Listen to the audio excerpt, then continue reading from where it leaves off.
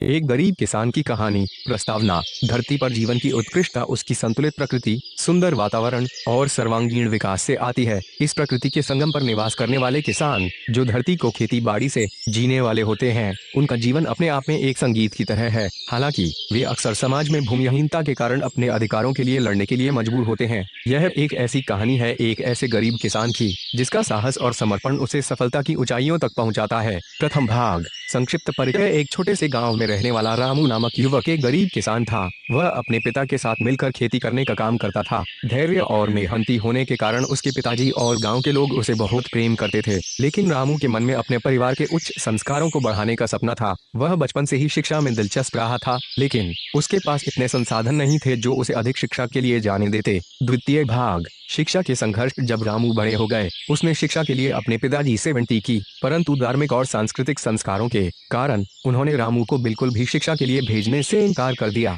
इससे रामू का मन विषाद से भर गया, लेकिन उसने हार नहीं मानी और खुद पढ़ाई करने का निर्णय लिया। रात्रि में गुप्त रूप से पढ़ाई करने से उसकी शिक्षा का सफलता से एक नया अध्याय खुला। तृतीय भाग। नई शिक्षा की दुनिया। धीरे धीरे रामू के ज्ञान की कमी खत्म होने लगी और उसका ज्ञान और बुद्धि तेजी से विकसित होने लगी। उसके गुरुजनों और उनके मेहनती संघ की मदद से उसे अपने लक्ष्य तक पहुंचने का सामर्थ्य मिला। जब उसने अपने गांव के बच्चों को देखा जो बिना शिक्षा के थे, तो उसका मन उनकी मदद करने की इच्छा से भर गया। रामू ने समाज में शिक्षा को प्रसारित करने का एक संगठन बनाया। चतुर्थ भाग। बदलते दृष्टिकोण। समय बीतते हुए रामू का संगठन और उसके संगी उसके सपने को साकार करने में सफल हो गए। शिक्षा के माध्यम से बच्चों के जीवन में उजाला भर रहा था, लेकिन रामू का ध्यान सिर्फ शिक्षा के प्रसार में नहीं था। उसे धरती माता के लिए भी चिंता हुई, जिसे उसकी खुदाई के बजाय उस पर अनधिकृत कटाई और विकसित कारखानों का निर्माण हो रहा था। रामू ने इस मुद्दे के लिए अनगिनत लोगों के साथ मिलकर आंदोलन चलाया और सफलता मिली। इससे धरती माता की सुरक्षा के लिए एक महत्वपूर्ण निर्णय लिया गया। पांचवा भाग। समृद्धि और संघर्ष। रामू का संगठन और उसके संगी ने अपने संघर्ष से समाज में सुधार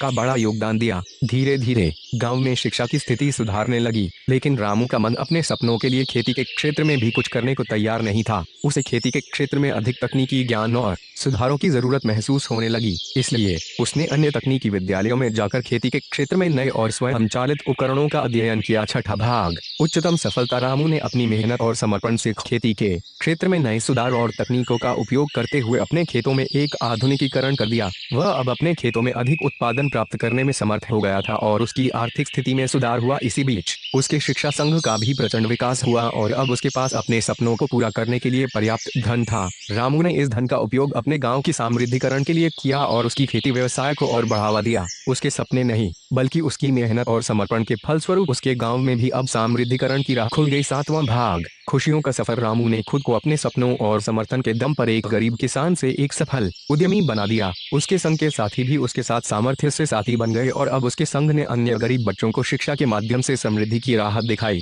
रामू के संघ का नाम अब गांव के लोगों के मुख पर प्रसिद्ध था और उसे एक सफल उद्यमी के रूप में सम्मान और आदर मिला। इस तरह एक गरीब किसान रामू की मेहनत, समर्पण और साहस ने उसे समृद्धि के नए ऊंचाइयों तक पहुंचा दिया। उसकी कहानी आज भी गांव के बच्चों के दिलों में आगाज करती है और उन्हें संघर्ष और समर्पण का संदेश देती है कि धैर्य और मेहनत से कठिनाइयों का सामना किया जा सकता है और समृद्धि की ऊंचाइयों को छुआ जा सकता है। एक गरीब किसान की कहानी।